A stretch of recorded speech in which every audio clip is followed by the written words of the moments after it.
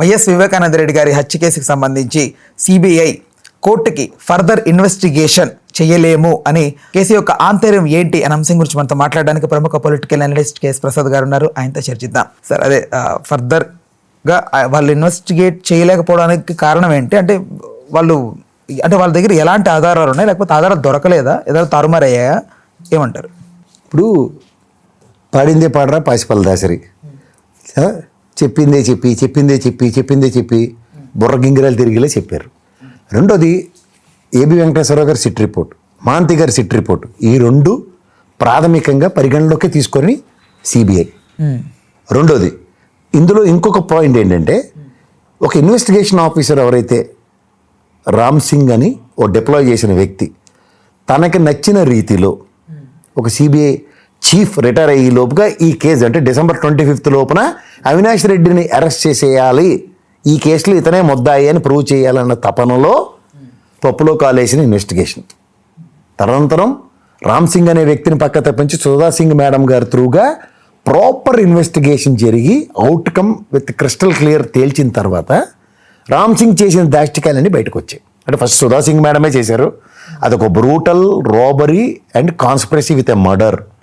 అది కూడా నేను ఎన్నోసార్లు చెప్పాను నా విశ్లేషణలో, పోలీస్ వ్యవస్థ తీసుకున్న ఇన్వెస్టిగేషన్ రిపోర్ట్స్లో 118 ఫోటోలు ఫోరెన్సిక్ డిపార్ట్మెంట్ దగ్గర ఉన్న దగ్గర, తలుపు బద్దలు కొట్టుకుని లోపలికి వచ్చిన దగ్గర ప్రజలందరికీ చెప్తున్న ఈ తపేలా ఛానల్లో పెట్టకది ఏంటంటే, ఆ గంగిరెడ్డి గారు లోపలి నుంచి తలుపు తీసాడు, ఈ పనికిమాలిన దస్తగిరి గడికిను ఆ వంటలు వండుకునే ఎదవ లోపలికి వచ్చి చంపారని చెప్పి కథకి అలవాటు చేసిన ఈ ఎదవల వలన ఈ సిబిఐ కూడా మిస్లీడ్ అయింది. ఈ సిబిఐకి ఈ పెట్టకథను నమ్ముకుని రామ్ సింగ్ అన్నోడు ముందుకు నడిపించిన కదంబ కార్యక్రమానికి చర్మాంకం ఏంటంటే, ఇటు తిప్పి సుధా సింగ్ మేడం రిపోర్ట్నే ప్రైమ్ ఆఫ్ ఫేస్గా గౌరవ సుప్రీంకోర్టు కన్సిడర్ చేసింది. ఒక బ్రూటల్ రాబరీ విత్ మర్డర్, ఒక కాన్స్పిరెంట్ ఎవడో స్నెఫర్ షూటరో లేదంటే ప్రొఫెషనల్ కిల్లరో మర్డరరో వాడొచ్చి చంపాడు. వాడే ఇవ్వడదాకా 5వ ఫింగర్ ప్రింట్ దొరకంది. నేను ఎవరితోనో డిబేట్కి సిద్ధంగా ఉన్నాను దీంట్లో. అంటే ఇక్కడ లోపల ఉన్న వాళ్ళు అందరూ ఫింగర్ ప్రింట్లు అవన్నీ దొరికాయి. దీనికి అవినాష్ రెడ్డి అనే ఒక కొత్త నెరేటివ్తో ప్రజల్ని మభ్యపెట్టి జగన్మోహన్ రెడ్డిని అవినాష్ రెడ్డిని బదనాం చేసే కార్యక్రమంలో జరిగింది.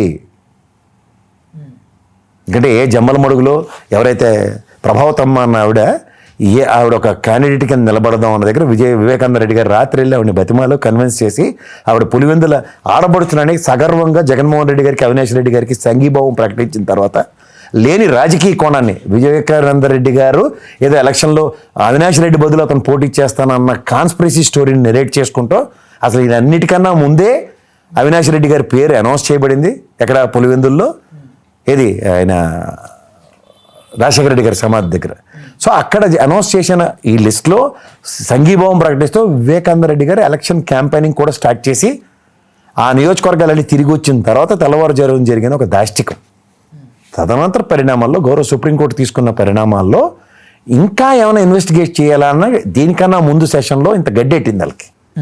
అంతే, మా వల్ల కాదు సార్ ఫర్దర్ ఇన్వెస్టిగేషన్ చేయలేమని నిన్న హ్యాండ్సప్. జస్ట్ లైక్ ఆంధ్రప్రదేశ్లో సుగాలి ప్రీతి కేసులో మేము ఇంకా ఫర్దర్ ముందుకు వెళ్ళలేమని ఎలా నిస్సాయ స్థితి చేతకంతనాన్ని తెలియబచ్చిన సిబిఐ ఇదే పరిస్థితి ఇవాళ వివేకానంద రెడ్డి గారి మర్డర్ విషయంలో కూడా తేటతెల్లం చేసింది. ఈ పర్యవసానం ఇవాళ గౌరవ న్యాయస్థానం పరిధిలో ఈ ఫర్దర్ ఇన్వెస్టిగేషన్ రిపోర్ట్స్ ఏవైతే ఇప్పటిదాకా సో ఫార్ సిబిఐ కన్విన్స్ అయ్యి ఇచ్చిన దాంట్లో ఈ కాంట్రడిక్షన్ రామ్ సింగ్ త్రూగా జరిగిన దాన్ని పరిగణలోకి తీసుకుంటూ సుప్రీంకోర్టు అతి దగ్గరలో ఒక ఫైనల్ వర్డిక్ట్ గ్యారంటీగా అనౌన్స్ చేస్తుంది. ఇది గౌరవ న్యాయస్థానం మీద మాకున్న నమ్మకం. వీళ్ళు చెప్పిన కొత్త నెరేటివ్స్తో అవినాష్ రెడ్డి ఆడేమో దస్తగిరి గారు నేను అప్రూవర్గా మారిపోయాను కాబట్టి నాకు వచ్చి కన్సిడరేషన్స్, ఈ కథలన్నిటికీ అతి దగ్గరలో చరమాంకం పడబోతున్నాయి. ఏ ప్రాతిపదిక మీద ఎవరెవరిని ఏ విధంగా నిలువరించుకుంటూ భాస్కర్ రెడ్డి గారిని, శివన్నని, ఇలాంటి వాళ్ళందరినీ, వాళ్ళ పిల్లల్ని అందరినీ రకరకాల మానసిక సంఘర్షణలకు గురి చేశారు. వీటన్నిటి పర్యవసానం ధర్మ పరిరక్షణ ఎక్కడో దగ్గర జరుగుతుంది. అది గౌరవ సుప్రీంకోర్టు త్రూగానే జరుగుతుంది. అభాండాలు మోసుకుంటూ అబాసుపాలై ఎన్నాళ్ళ బట్టి వయసు రీత్యా కూడా పెద్దవాళ్ళైన వాళ్ళందరూ, ఓ శంకరన్న కానీ భాస్కర్ రెడ్డి గారు కానీ ఇలాంటి వాళ్ళందరూ తీవ్రమైన మానసిక వెతకు గురయ్యారు. టిమిడిగా ఉండే అవినాష్ రెడ్డి కూడా అనవసరమైన మానసిక సంఘర్షణకు గురయ్యాడు. ఇద్దరు అక్క చెల్లెళ్ళు ఇద్దరు చేతుల్లో పెరిగిన ఆ వ్యక్తి చిన్నప్పుడు వాళ్ళని ఎత్తుకుని పెంచారు అవినాష్ రెడ్డిని. ఎవరు? సునీతమ్మనో షర్మిలమ్మనో. వాళ్ళు కూడా ఈ కక్షలు కార్పణ్యాలతో ఏమేమి మాట్లాడారో ఎక్కడి నుంచి ఎక్కడికి తీసుకెళ్లారో ఈ కేసులో ఎవరెవరిని పరిరక్షించడానికి చేసిన ఈ జుజుబీ రాజకీయం అతి దగ్గరలో తెరపడబడుతుంది. ఇంక్లూడింగ్ జగన్మోహన్ రెడ్డి గారిని కూడా ఇన్వాల్వ్ చేశారు దీంట్లో. అందరినీ ఇన్వాల్వ్ చేశారు వాళ్ళు.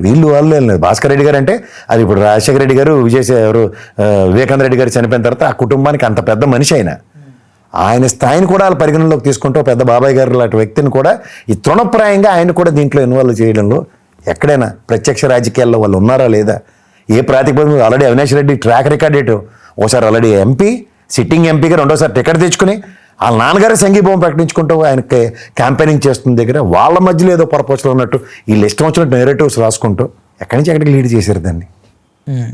కొంత తర్వాత అంత చేసి ఏమైనా ఎలక్షన్ గెలిచారా అంటే 5 ఏళ్ళు ఎలక్షన్ క్యాంపెయినింగ్ ఉపయోగించుకునే హూ కిల్డ్ బాబాయ్ కథ తప్ప వీళ్ళ దగ్గర ఏమైనా ఉందా? ఏం సాధించారు?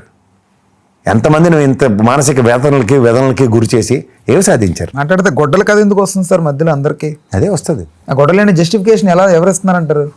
ఆ గొడ్డలి అనే దాని దగ్గర అడగడు కదా బయట పనికి మన దస్తగిరిగడ ఇస్తున్న స్టేట్మెంట్లు అన్ని వీళ్ళు పెట్టకథల కింద వెళ్ళి నేనే చంపాను ఇవన్నీ పర్యవసానాలు ఉన్నాయి. అతి దగ్గరలో గౌరవ న్యాయస్థానం త్రూగా పర్ఫెక్ట్ వెరిడిక్ట్ వస్తుంది. ఇప్పుడు ఎవరెవరు ఇలాంటి వాళ్ళందరి మీద అబాసుపాలు చేసిన వాళ్ళందరూ అగ్నిపునీతుల్లో బయటకు వస్తారు.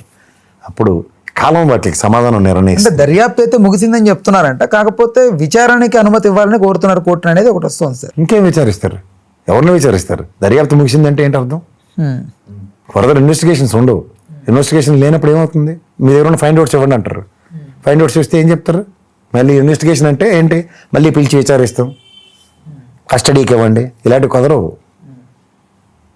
ప్రాథమిక విచారణ పూర్తయింది, తర్వాత మధ్యంతర విచారణ పూర్తయింది, అంతిమ విచారణ పూర్తయిందనే కదా కోర్టుకి సబ్మిట్ చేశారు. వీటన్నిటిలో ఫైండింగ్స్లో ఇవ్వాలి కదా. అప్పుడు కోర్టు డిసైడ్ చేస్తుంది ఈ ఫైండింగ్స్లో ఎవరు ఏంటి ఎలా అన్నది. అప్పుడు చెప్తారు.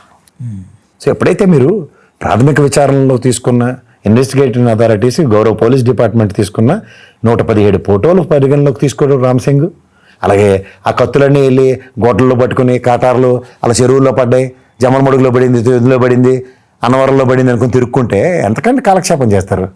తర్వాత 487 ఏదైతే స్టేట్మెంట్స్ ఉన్నాయో ఎవరెవరి మీద అభియోగాలు మాట్లాడారో వాళ్ళు చెప్పిందోటి రాసుకుందోటి, అవన్నిటి మీద తీవ్ర ఆక్షేపణలు ఉన్నాయి. దాన్నే కదా ఆ పిఏ రామకృష్ణని కొట్టి ఇష్టం వచ్చినట్టుగా ఒప్పుకోవాలి, లేకపోతే చంపేస్తామని పొడి చేస్తాం అంటే అవన్నీ తీసుకెళ్ళి గౌరవ ఎస్పీ గారి దగ్గర కంప్లైంట్ ఇచ్చిన ఉదంతాలు ఉన్నాయి కదా గతంలో. ఇవన్నీ తీవ్ర పరిగణలోకి తీసుకున్న సుప్రీంకోర్టు ఏం చేస్తుందో రేపు 2 రోజుల్లో మనకు అవుట్కమ్ వస్తుంది. వెయిట్ చేయాలి మనం. అంటే వెళ్ళి అవినాష్ రెడ్డి బెయిల్ రద్దు చేయండి, అవినాష్ రెడ్డిని జైల్లో పెట్టండి, వీళ్ళకి ఈ రాత్రి తపేలా ఛానల్ చూడడం, దాని ప్రకారం వీళ్ళు తీర్పు డిసైడ్ అయిపోయింది అనుకుని వీళ్ళు కోర్టుకి వెళ్ళిపోతుంటే ప్రతిసారి సునీతమ్మను షర్మిలమ్మ ఇలాగే ఉంటుంది అవుట్కమ్.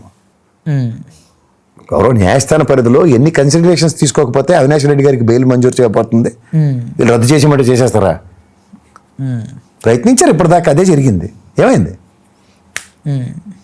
సో ఓవరాల్గా ఈ పర్టికులర్ కాన్స్పిరసీస్లో ఎవరు నచ్చిన నెరేటివ్స్ వాళ్ళు అనుగుణంగా మలుచుకుంటూ గౌరవ పోలీస్ వ్యవస్థ కానీ గౌరవ సిఐడి సిబిఐలు ఇలాంటి వాళ్ళు ఇన్వెస్టిగేషన్స్ ఏవి ఒకరితో ఒకరు కోఆర్డినేషన్స్ లేకుండా అవుట్కమ్ ఎక్స్పెక్ట్ చేస్తే ఎలా జరుగుతుంది?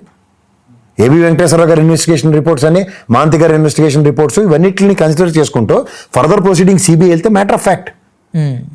అవేవి కన్సిడర్ చేయకపోతే first hand information police department దగ్గర ఉంటుంది, వాళ్ళని పరిగణలోకి తీసుకోకపోతే ఏమవుతుంది?